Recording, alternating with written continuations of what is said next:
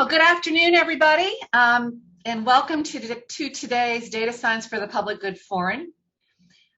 I want to welcome those of you back that have been forum participants in the past, and also want to welcome the newcomers and hope you will join us again.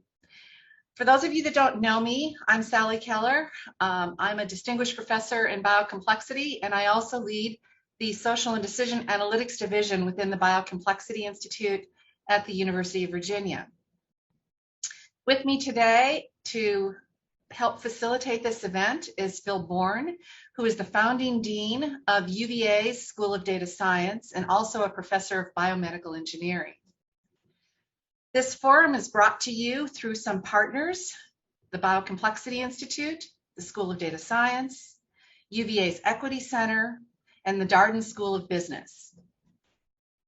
And the reason we created this forum was to try to have a public-facing event that could bring together the broad cross-section of stakeholders who are interested in data science. That's the public, those are researchers, local, state, and federal government colleagues, business colleagues, and private and and our foundations and other not-for-profit organizations, just the whole gambit of individuals who care a lot about the public good and also about just the growth in possibilities of what data science can do to help support the public good.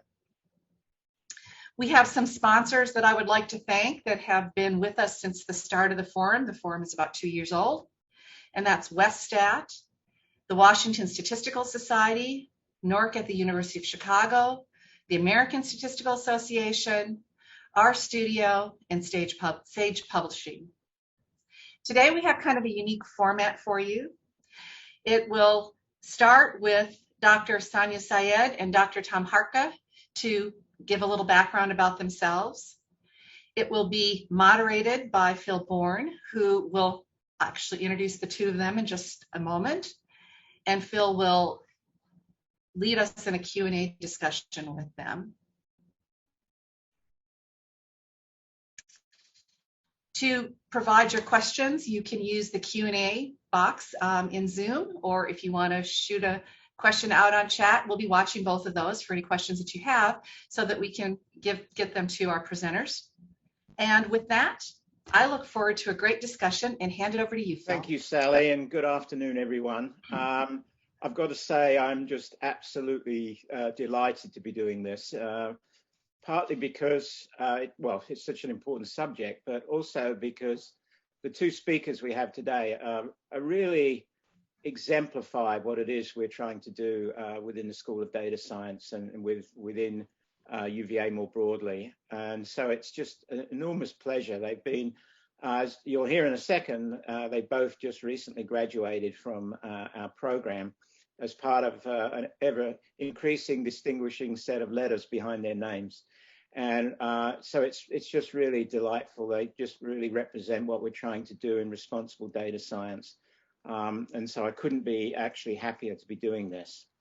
So let me, without further ado, introduce both of them.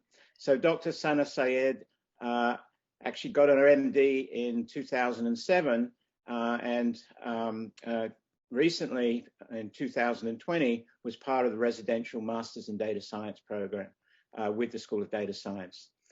She's an associate professor in the Department of Pediatrics and Public Health Sciences in the UVA School of Medicine, as well as being a courtesy appointment in the School of Data Science. She founded and co-directs the Multidisciplinary Gastroenterology Data Science Lab, which aims to build predictive models using novel data science methods to study biomedical big data. You're going to hear more about that in a moment.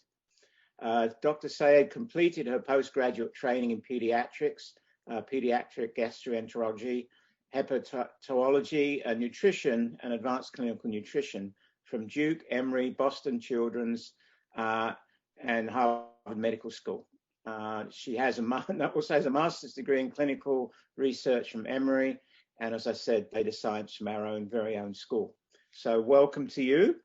And also now Dr. Tom Hartka, who got his MD in 2010 and graduated from our online Masters in Data Science program very recently. I was only handing out the virtual degrees, it seems like yesterday. He's currently an assistant professor in UVA's Department of Emergency Medicine and Department of Mechanical Engineering, Aerospace and Mechanical Engineering here at UVA. Dr. Hartka studied computer engineering at Virginia Tech, where he investigated structural optimization using cellular automata of reconfigurable hardware. He attended the School of Medicine here at UVA, where he completed his residency in emergency medicine. He then took a position at the as a trauma research fellow in the Center of Applied Biomechanics. And as I've said already, and keep saying, he completed a Master's in Data Science within the School of Data Science. So I couldn't be more delighted, as I've said already. And I think these people have just an incredible trajectory that they're on already, and I just see it really exemplifying. We're trying to turn out leaders, and I think you'll agree with me after you've heard both of them speak, both from a personal and a research perspective, that you will agree with me that they are our leaders of today and tomorrow. So without further ado, the straws have been drawn and Sana will go first. So off you go. All right, thank you, Phil. I'm gonna go ahead and share my screen. Let's see.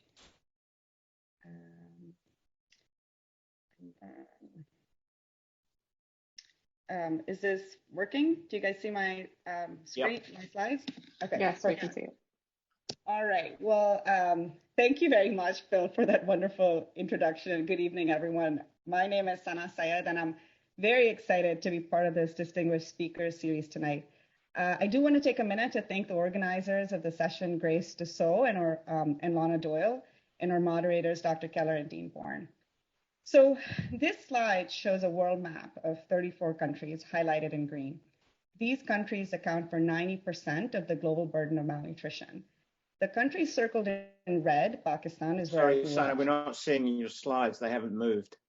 All right, let's see. Let me just do this again. This is the world of Zoom, right? So I was imagining it very well, but. All right, wait, let me do this again now. Can everyone hear me? And can you see the slide with the world map? Yeah, much better, thanks. Perfect. Yes, thank you. Okay.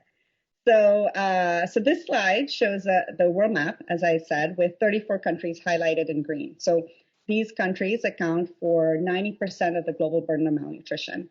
The country circled in red, Pakistan, is where I grew up. So I come from a family of 37-something doctors, and my father, who is a pathologist, trained in England, where I was born, and then moved back to Pakistan, where I grew up. So growing up as part of this really large family, I was exposed to many different aspects of healthcare in Pakistan.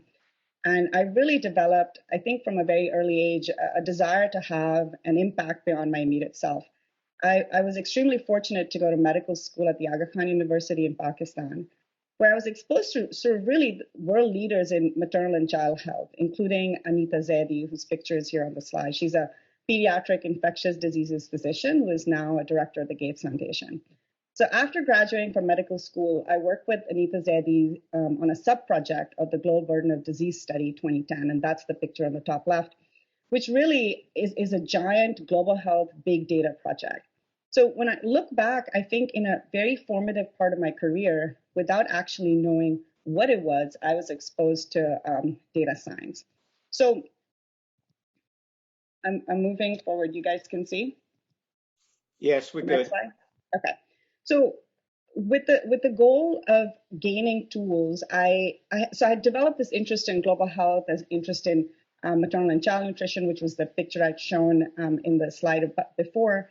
And so I developed this desire, to have an impact beyond my immediate self, and I had this this goal of gaining more tools. So I moved to the U.S. in 2009, and then I spent, I think, about 7 years training in PEDS GI, and then clinical nutrition. And the choice of doing PEDS GI and nutrition was really driven by the Sustainable Development Goals and by mentorship. So the pictures on the left you see are the Sustainable Development Goals from 2015, and these are goals that are outlined by the UN to achieve as targets for the next 15 years. And one of them focuses on malnutrition. So I became part of a larger team studying a condition called environmental enteropathy, which is thought to be the reason why malnutrition, particularly linear growth called stunting, is so intractable in low and middle income countries. So the identified gap in environmental enteropathy is that it is a biopsy-based disease and that it's understudied. So we needed to be able to study the bowel. So the picture on the top left is of me holding a tube with a light at its end, which is really an endoscope, which we put into the bowel of patients while they're asleep. And you can see a picture right below that, what I see when I have the scope in, and then silver forceps that I'm putting in to take a biopsy, which is really a very tiny 2 to 3 millimeter piece of tissue. And then the bottom left picture shows what that tissue looks like at high magnification once it's been stained. So this allows us to understand what this disease looks like so we can correlate these with blood, urine, stool biomarkers, and potential treatments. So here's a picture of Where's Waldo. And the point of this slide is really to highlight this, that gastrointestinal tissue-based diagnoses, which is what my field is based on, involves human pathologists studying tissue at high magnification. So they look at very specific items in a sea of very granular data. So my goal had been to study environmental enteropathy using human-driven tissue scoring systems since EE did not have a diagnostic gold standard. So you see, so far here, I've said nothing about data science.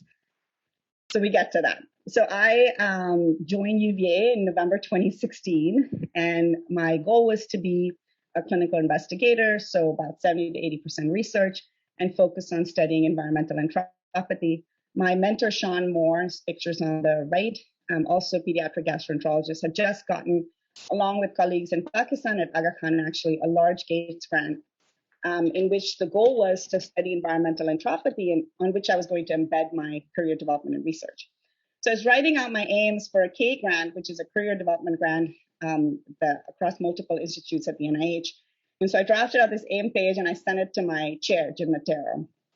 So Jim says, I read your email. This is great. Aim 1 is excellent. It's critical. And that's the aim in which I talked about studying environmental enteropathy using a scoring system. And then he says, hey, what about using this new neural learning technique that was just published in Nature for skin cancer detection? So Jim sent this email at 12:35 p.m. And as I'm reading this email and trying to digest what he was saying, because I have a background in biostats and epi, and I've done like full set of masters at Emory, but not really math or computer science or engineering. And so at 1:19, my mentor, Sean Moore, who's also my division chief, replies back and says, great idea. Any suggestion of local resources at Mentor? So really that was what took me to data science. And so I know I'm going to be talking about that a little bit more with Phil, but I really do think that as you progress in your career, it's about being at the right place at the right time and then leveraging that. So I was here at UVA, and really ever since I've been here, there seems to be an explosion of data science, right? The Data Science Institute had been set up by Don Brown. He's on this slide over here. The School of Data Science was in process. Phil was being recruited here. So was the Biocomplexity Institute. So after I got the email from my chair and my mentor, I reached out to Don Brown. And I told him the same story. I'm interested in environmental enteropathy. I want to study these tissue pieces. We were going to do human-driven scoring. But can we figure out sort of more data science methods to extract tissue structure information from these tissues? So over the last 4 to 5 years, we ended up setting this multidisciplinary lab group, the Gastroenterology Data Science Lab. And we have students embedded, as you can see in this picture, from the School of Medicine, Engineering, and Data Science. And so as I learned more about data science and did my master's, so on, I just really became fascinated. So I'm just going to click through these so the whole picture shows up.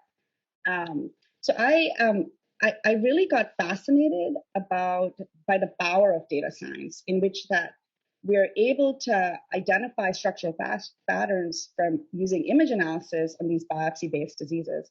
And so the natural next step would be, if you're able to extract enough information from these biopsies that are currently only being used for diagnosis, you can really help personalize medicine and develop tailored predictive models. So here is sort of a summary of where I am now. So while my research started off with an interest in environmental enteropathy, it has really now morphed into understanding intestinal structure and function using biopsy, endoscopy, radiology data, along with complementary omics, molecular omics, in the context of other diseases in which your bowel lining is inflamed, so enteropathies such as celiac disease. So data science for me is really an orchestra. So it's teamwork in which you work across multiple specialties.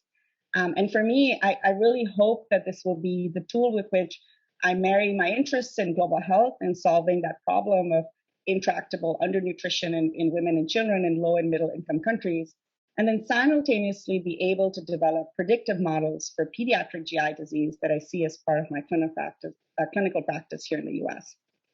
And so finally, just a thank you to all of you guys for listening, and a thank you to my amazing mentors and my wonderful family.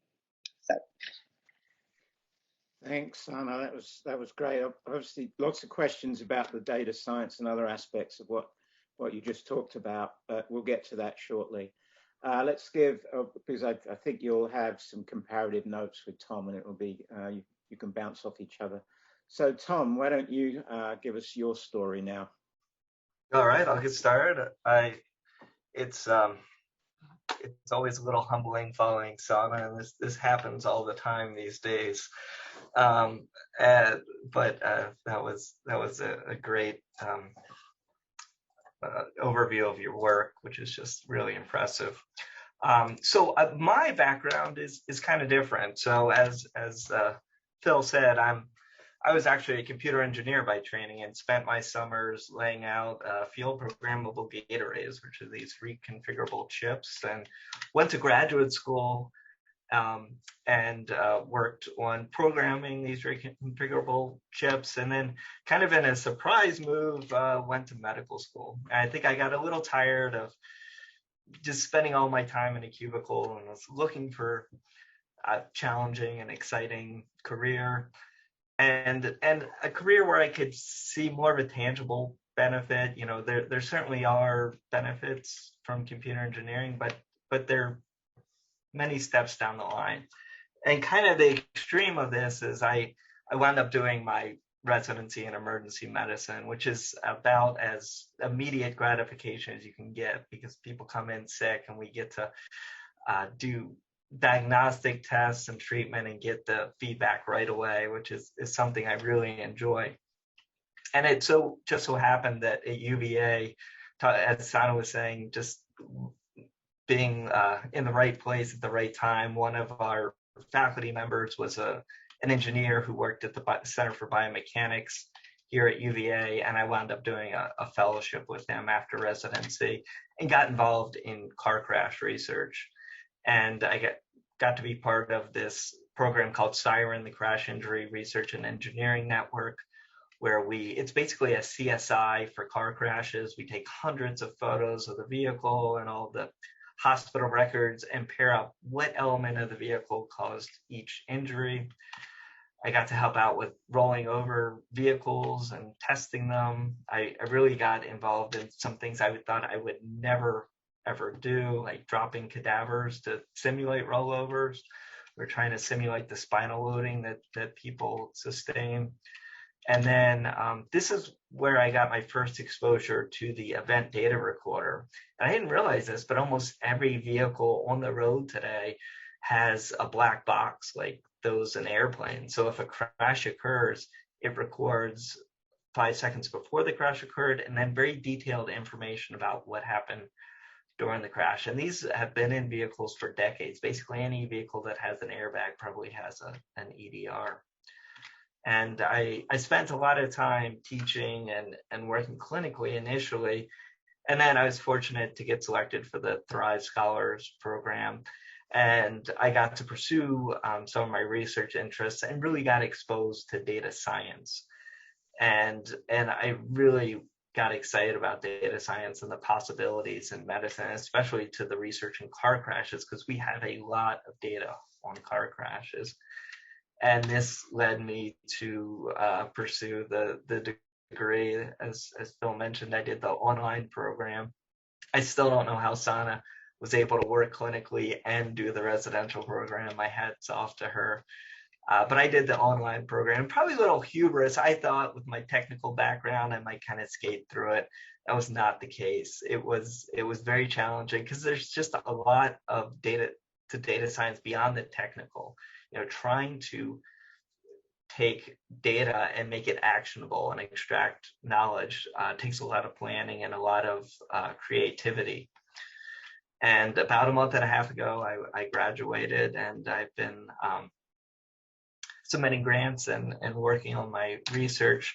Two of my main projects right now are looking at that telemetry data from the event data recorder and trying to predict injuries. This is important because if people are severely injured, they do better. They have a lower mortality if you send them directly to a trauma center. However, if we sent everyone who had been in a car crash to a trauma center, we would just inundate them and they wouldn't have the resources to care for the really sick people. And the change in speed from a crash is a critical element of knowing whether someone's injured or not. And we just don't have that in the ER at this time. So I'm very interested in how we can get that data to the ED in real time, and even to the pre-hospital providers who are choosing what hospital to take them to and how we use it. I'm also interested in medical code translation. I'm part of the Association for the Advancement of Automotive Medicine. I'm on their abbreviated injury scale committee. And we're constantly, people want to translate from ICD, which is the International Classification of Disease, into AIS. ICD is used at almost every hospital in the US. And AIS is in the trauma centers, and translating between the two is not easy. And it occurred to me actually when I was taking my deep learning course that this is a lot like language translation. A lot of the problems that you encounter are the same problems you have with language translation. So I'm looking at using those methods to translate ICD to AIS. The UN just called this the decade of improving road safety. And to do that, we have to be able to measure it. We have to measure the burden of disease. And a lot of countries have ICD codes, but not AIS. So having these translation tools could really, really benefit that initiative. And with that, I'd like to thank my family and mentors. I'd like to thank everyone for having me. My family put up with me getting another degree, which was awfully nice of them. And in the midst of that, we had our first child. So it was a busy 2 years. There's Wesley with his grandfathers. I think he's going to be an engineer because anytime something's being fixed, he gets in on that action. And then we can turn it over to Phil for the panel. Thanks a lot, Tom. And thanks to both of you for really, I think, giving us some insights into your lives and the work that you're doing. I would say, and you know this, Tom, that I've used your work as a sort of exemplar of one of the things I think is so characteristic of data science, and certainly something we're trying to promote, certainly in the Biocomplexity Institute and in the School of Data Science, which is this idea of bringing data together from multiple sources to actually do something in a way that just wasn't possible before. And frankly, it's something that the organization of universities and other places generally makes quite difficult. I say that having been in universities a long time, but also the NIH. So the fact that you've sort of cross-purposed data from multiple sources, including, I assume, some kind of visit to the DMV, which deserves a medal right there. So let me ask you both, and perhaps Sana, will start with you. Can you dig down perhaps a little more through your own research to describe a little what the excitement of what the methodologies of data science bring to your work through image analysis, and anything else you want to say about that? We'll get to the negatives in a minute, but let's just focus on the the positives. Is this a game changer? And what is the influence? Right. So thanks, Phil. Just so I understand your question correctly, you're asking me kind of in my work related to biopsies and image analysis, what's the game changer piece of the work we're doing? Well, if there is one, yes. And what does data science bring to you that's excited you? You touched it, but yeah. So I'll explain it in sort of two contexts. So one, when I got that email from my chair, my initial thought had been, I emailed a bunch of people, including a startup in Boston, is a digital pathology startup. And I sort of somewhat naively had thought that this could just be something I could outsource to someone. And very early on, I realized, well, whatever is being done in cancer data sets for extracting data from cancer biopsies, et cetera, doesn't directly just translate over into GI, mucosal, intestinal diseases. So that was one part of sort of the when my geeky sort of crush, falling in love with data science piece started, because I just became absolutely fascinated by the different ways in which you could look at these images of the biopsies, different configurations, different levels of zoom. It wasn't so much about just taking ResNet 50 or taking ResNet 101, which are common convolutional nets out there, and then just applying it to the biopsy. There was a lot of true cross-fusion that had to happen between medical thinking and how to develop these models. And so that was one part, I think, that I still find very exciting. And just to give context, when we started doing this work, there were plenty of publications on using image analysis, neural networks, on studying cancer data sets, but there were next to none on GI biopsies. So the histology piece was really missing. The second part, and I think, Phil, this was actually in a conversation with you. So, in the process of studying GI intestinal diseases, with convolutional neural networks, you sort of really get a broad understanding of what's structurally different between image A versus B. And the CNN picks up the underlying function and then just learns it and then applies it on your validation data set, which speaks to the reason why it's so important to have large test data sets, right? But what's really interesting is as we started doing that in some of our models, we noted an attention towards specific cell types, so eosinophils. Now, in Crohn's disease, which is an autoimmune inflammatory disease, if you try to go and label 1 million eosinophils, it will take you forever. And the model still gets very, very confused because there's a lot of inflammatory cells in the background. So white blood cells that, attack bad things in your body. So I remember I was, thinking through this, and I'd started working in the data science masters. And we sat through and we were like, well, how about just looking at the eosinophil in another disease, right? So looking at it in a disease called eosinophilic esophagitis. And I got a lot of pushback and critique from medical colleagues in that, well, you're being, diffuse or not focused enough. But what we ended up doing was in eosinophilic esophagitis, that's the only cell type. The eosinophil is a predominant cell type on a background of just, normal structural tissue. So we used that to develop an EO classification model, which we've then thereafter used to study eosinophil patterns, distribution patterns in Crohn's disease. So I think thinking like that has been really, really interesting, and to speak to the idea of what you couldn't have done if data science hadn't existed, right?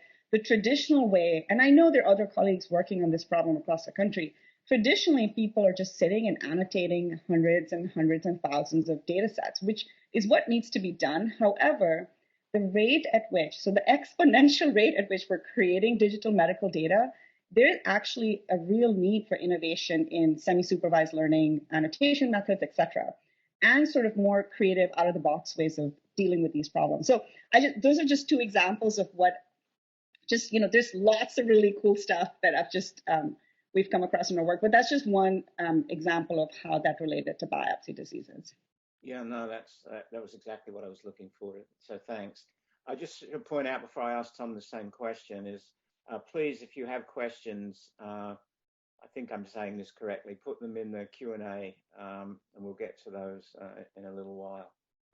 So Tom, do you want to pick up the same question and from your perspective, your own work?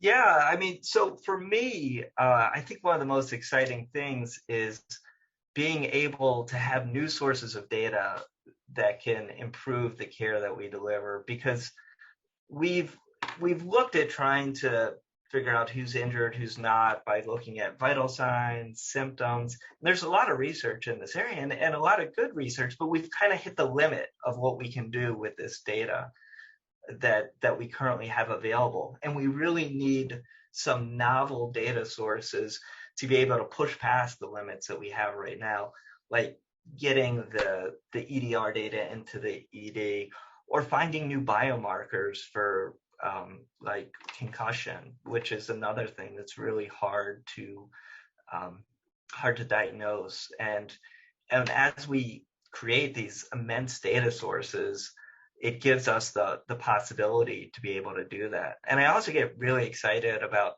some of the methods that just kind of seem like magic. When you a big problem was like pediatric injury. There's just not a lot of data out there. And when you can start applying transfer learning or Bayesian priors to improve your predictions, I feel like it has, as Arthur C. Clarke said, like any sufficiently advanced technology is indistinguishable from magic. I still think it's magic. And that's what really excites me. Yeah, thanks. So, I mean, both of you have to some degree already delved into this a little bit. Let's try and look. I mean, I'm sort of getting at the good, the bad, and the ugly here. We'll leave the ugly aside. But what are some of the stumbling blocks that that you haven't mentioned that really is going to impact data science being used for the public good with respect to the work you're doing? There are aspects, I can think of a couple that I'll tease you with if you get stuck.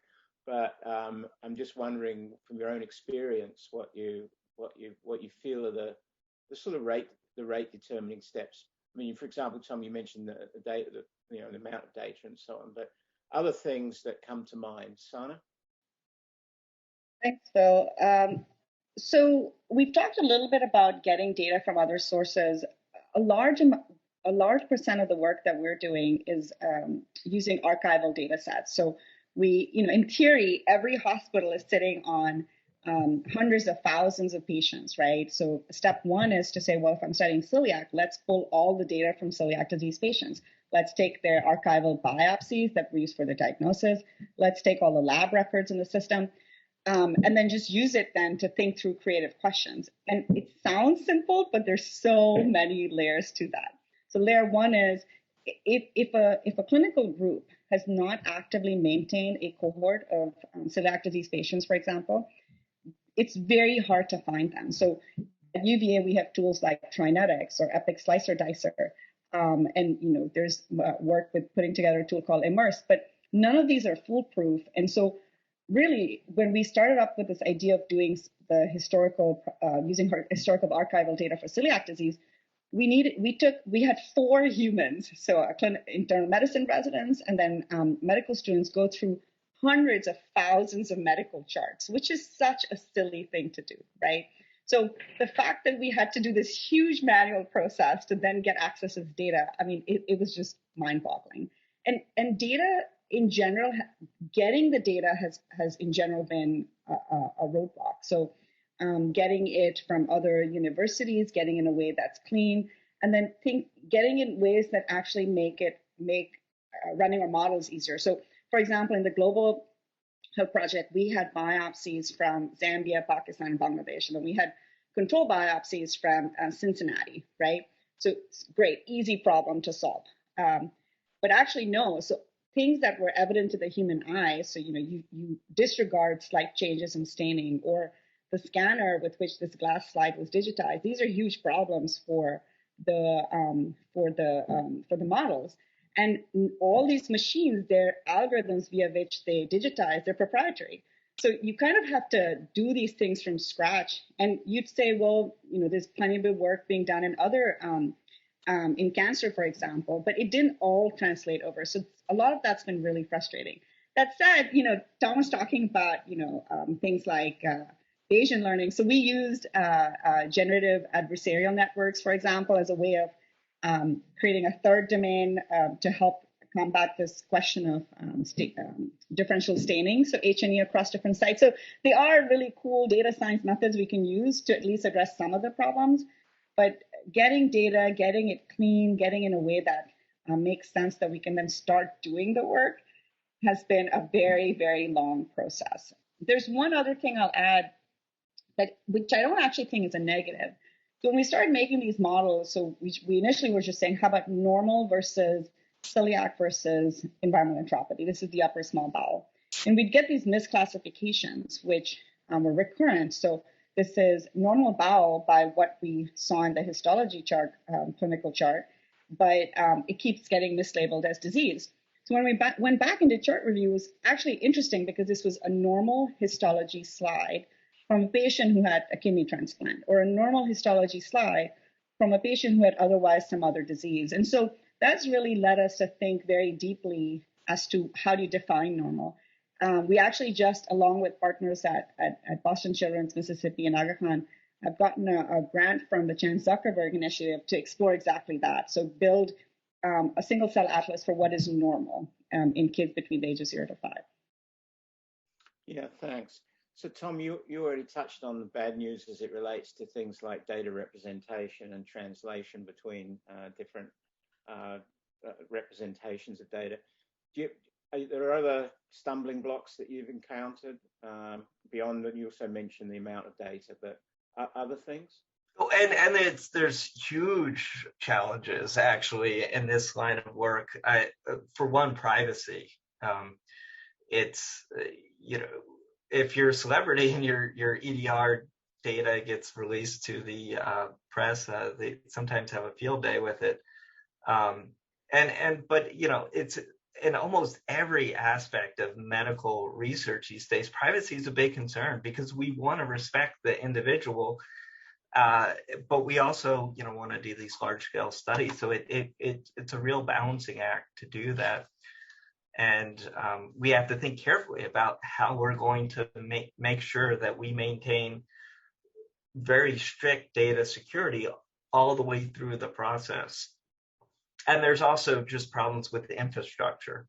And I think it's one of the most interesting things. It's relatively easy to make a data science, to make a model, a predictive model, but I feel like where data science really shines is taking that model and actually implementing it and changing what we do. And for that can be some of the biggest challenges in this. And kind of right now, one of the things I'm struggling with is getting the data from the vehicle to the emergency department. And one of the things I'm looking at right now is you can plug into that OBD port near your knee in a car and download it, and I'm looking at that as a possibility until we can get more sophisticated wireless transmission going. So there are a lot of challenges that will keep me busy for some time. Yeah, so let me ask you both, either answer. I'm putting you a bit on the spot here. As you're working towards tenure but don't have it, I don't want to shatter your chances. But but it occurs to me that to ask the question, as you think about where you are in your careers and the generations that's following you, are we teaching them the right things? Are the curricula that we currently have? You went out of your way to really take up data science. Are medical schools themselves really being analytical enough? Well, it's more than analytics. But as part of the sort of data science aspect, should we be changing? Should things change? Do you want to go first, or should I? Go ahead, Sana.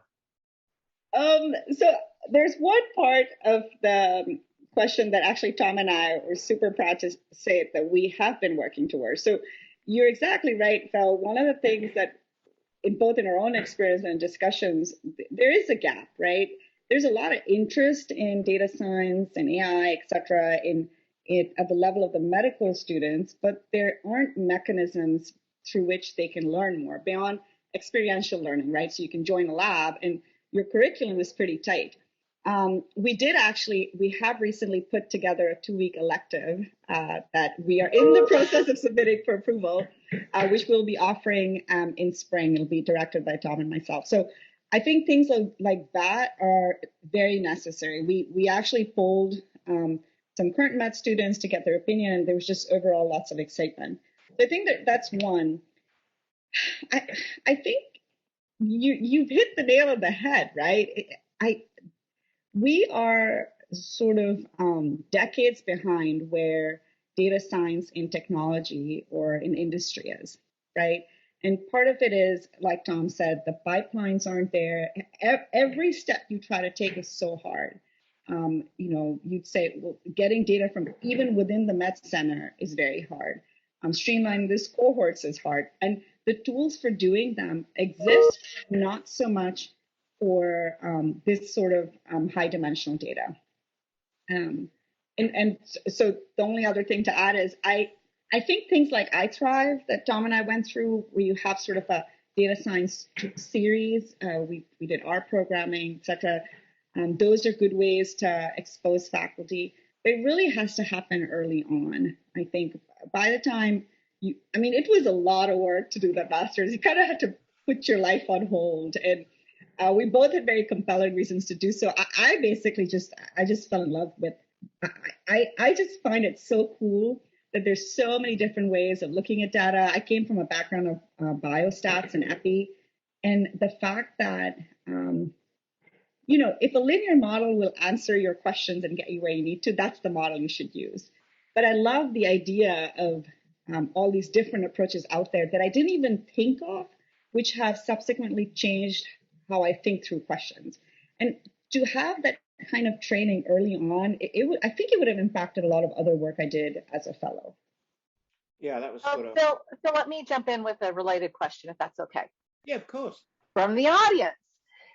So you guys have been talking about, what some of the stumbling blocks or hard things to do have been, but let's take it, let's push it even further to, kind of the public good piece. And so what do you see as the main barriers for truly widespread adoption of data science and machine learning in medicine? Well, I'll start. And I think Sana really alluded to this.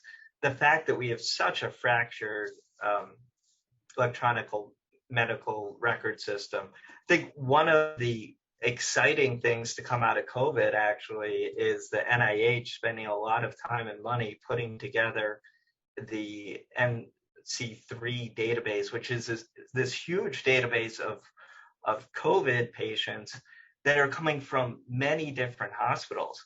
And they're learning the methods to actually integrate that data. And I had spent a little time trying to play around with it, and it's still really complicated. There are 40 diagnosis codes for COVID in there. And harmonizing this and coming up with ways to integrate all this data, I think is one of the biggest challenges we're facing right now. So Sally, I'll just add to Tom's point. I think the government, so Obama's thought was good, right? You move towards an electronic medical record, you provide hospitals and clinics incentives to move towards doing that, but all of it got optimized towards billing. And I actually was just at a session today in which someone said, business in medicine is not evil, which is true. You have to look at your profit margins, etc. But at the same time, we go into medicine for public good, right? Sally, to your point, we don't go in it to optimize our profits. It's good to get paid, of course, but you want the systems to be set up in a way that would allow you to sort of do deeper dives on what's happening with your patients. And right now, the systems are just not set up. To give you an example, when I was at Emory, we had Epic, right? We have Epic at UVA. The way Epic at UVA looks versus what Epic and Emory looked totally different. At Boston, we had Cerner. Cerner and Epic look totally different, right? So how are you going to have, and this is just clinical data. We're not even talking about research data. I'm part of this larger consortium for IBD data and then the environmental enteropathy data. The sheer amounts of sort of hoops you have to jump to make sure data is streamlined it's really unbelievable. And I so many times I kind of wish that there was, not that you want sort of large industry giants to take over medicine, but there is something to be said when data is being collected in a streamlined, standard way across geographies, across strata, with the associated ethical issues, but that allow you to look in a deep way.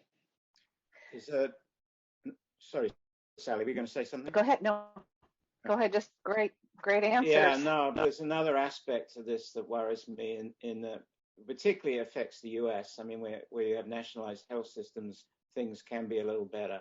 But when you get something like, these umbrella organizations, which, to varying degrees, like TriNetX will allow you to look at, we've been using that for looking at data across Europe and the US and so on.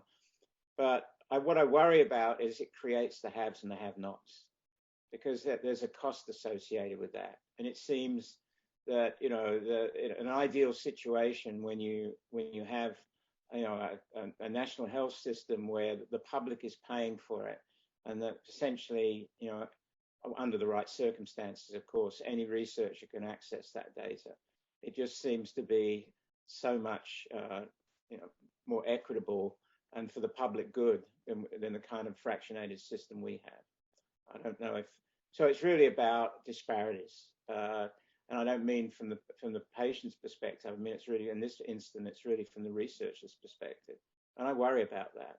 And I think NIH is starting to worry about that as well. So Sally, you want to pick another question? Yes, we have another question. So now we're going to get back to your research a little bit.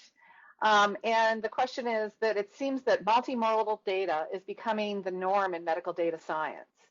What were some of the difficulties you faced while collecting, processing, and extracting insights from multimodal data? And what did you do about them? And this shows up in both of your research, so.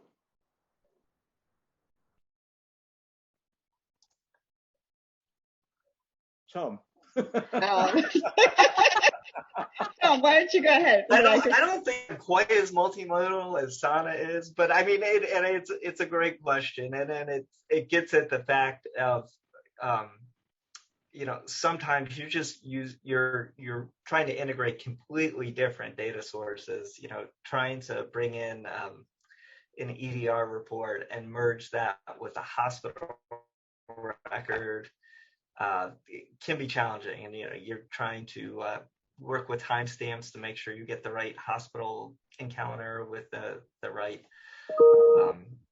other type of data, and it's a big challenge, and like as many data scientists will say, that data wrangling part can be the large majority of what you wind up doing. I'm also very interested in what Sana has to say, because she has some very diverse data. Thanks, Tom. So I mean, that's a difficult question. So we've used several different data sources. So one is the biopsy work we've been talking about. In the biopsies, so DNA makes RNA, RNA makes protein, and proteins are what are expressed in your cells, and you can stain them, and that's what you're looking at when you're looking at those H&E biopsies. And the whole thing in medical AI is to have models that are not black box. So you can visualize in these nice saliency maps of what these models are using for classification decision making. But one of the ways you can also try and understand what's happening is using molecular data, so things like RNA-seq data. So from a multimodal standpoint, that's been challenging because RNA-seq data is extracted from fresh frozen tissue biopsies that's been in a special media. And when you're trying to match it up to an H&E biopsy, so for example, in our global health data set, we had RNA-seq from Cincinnati, from Pakistan, and but the models we'd made were, we knew that the stains were an issue, so we'd stain normalize them. But when you cluster those biopsies, they still cluster separately. So the stain normalization part hadn't completely gone away. So in our model, we took embeddings from the second to last layer before the actual classification, before it goes to softmax, and just correlated those with our gene count data. But there's an inherent layer of error there, because we don't know whether some of the embeddings were related to stain normalization issues, right? The same challenge, we've actually not combined numerical metadata from a patient's chart with things that we've extracted from the biopsies yet. It's going to be our next step. But what we have been doing in another data set related to videos of the gut from inside, so video capsule endoscopies, trying to match that with word sort of text data. And so I wish I could say we've solved this problem, but right now we're just stuck in a bunch of different challenges that we keep trying different things on. One broad general piece would be trying to get more data seems to be the issue. Trying to get more annotated data seems to be the issue. Trying to get it in a way so humans don't think if there's an issue interpreting a video from a brand called PillCam versus Capsavision, but it's a huge deal to the model, right? So it's not just multimodal as in radiology and biopsy and endoscopy, it's within that also.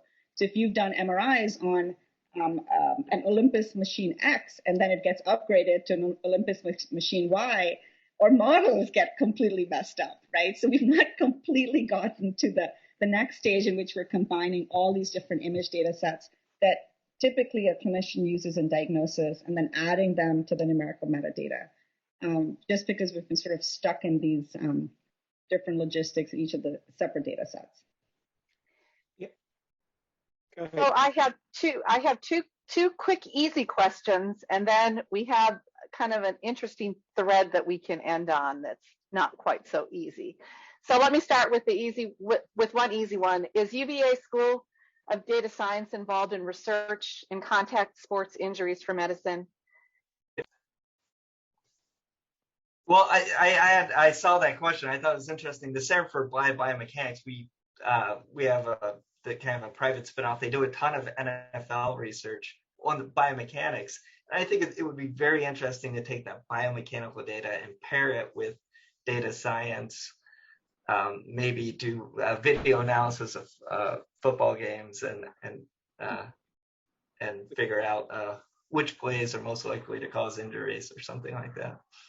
We do have a spontaneous group of sports analytics students that have sprung up working with John Kropko, but not quite on the biomechanics aspect of it at the moment, but I can see that coming. Cool. I've been working with our football team, which obviously hasn't borne much fruit so far, but Oh dear. And then what about, what's the split in your average workday between data science and clinical medicine? When I joined UVA, I was 75% research, and now I'm 80% research. The 20% clinical can vary.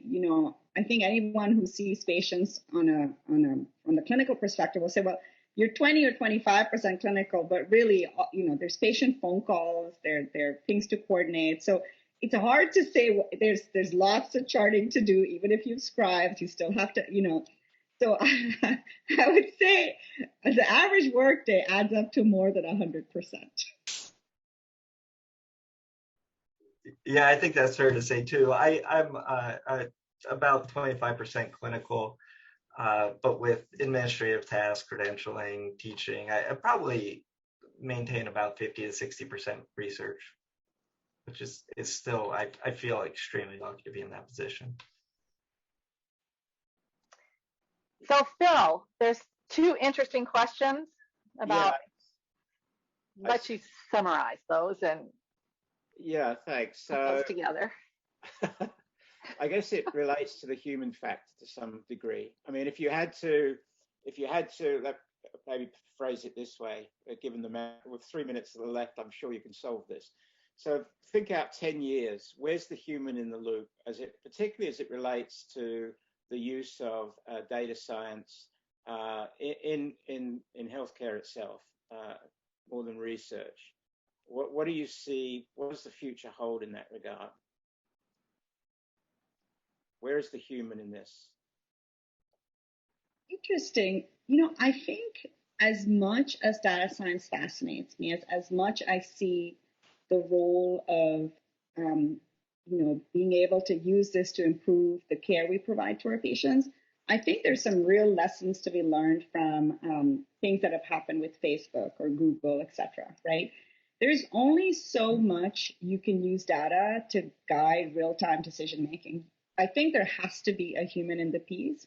And so I really think, at least from where I am right now and what I know, I think having AI systems as clinical decision support, and then the clinician making the final decision, is where I feel comfortable saying that would be a future that, because even getting there, we are very far away from getting there. A lot of people ask me about sort of, just taking the human out, like just check the false negatives or wherever there's conflict. And I don't actually feel comfortable in a future where that's the goal, just because the stakes are too high. Yeah. Tom? I was once, one of my friends told me, if you don't think your job can be replaced with a computer, talk it over with your local elevator operator and see what he has to say about it. No, but I actually read a book fairly recently. It was called Prediction Machines, I think, by A.J. Agarwal, and he actually separates prediction from judgment, which I thought was a really interesting concept. Like we can do prediction well now. We can predict what someone's probability is of having an improvement of their stroke symptoms given a certain medication, which has potential complications. But actually sitting down with the family and making that decision, that's where the judgment comes in. And it's really hard to replace the judgment in these systems. But the prediction, if we can have accurate predictions, it really augments the judgment piece of it. Sally? Yes, let me thank you all. Thank you guys for your time today with your presentations. And Phil, thank you very much for moderating the session. And all the participants, thank you for joining. Watch for future announcements of our next forum events. And who knows, maybe in the spring or late winter, we'll even be in person. So thank you all. Have a great evening. Thank you. Bye. Thanks, everyone.